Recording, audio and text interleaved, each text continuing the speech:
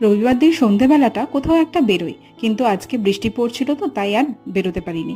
কিন্তু বাড়িতে বসে বসে কিছু একটা খেতে ইচ্ছে করছিল, আর বানানোর ইচ্ছে খুব একটা ছিল না, তাই অর্ডার করেছিলাম একটু পিৎজা।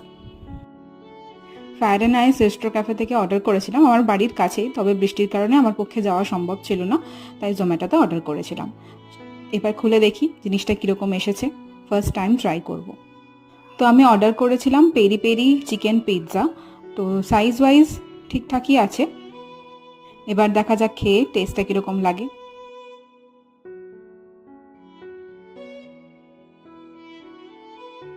খেতে দারুণ বলবো না, তবে ঠিকঠাক। তবে একটা জিনিস যেটা আমার ভালো লেগেছে, পিৎজার বেসটা ভীষণ সফট ছিল, যেটা আমি বিষ্ণুপুরে যতবার পিৎজা খেয়েছি কোনোবার পাইনি। আমি পিৎজা খাই বা বিরিয়ানি খাই, খাওয়ার শেষে আমাকে এটা একটা খেতেই হবে।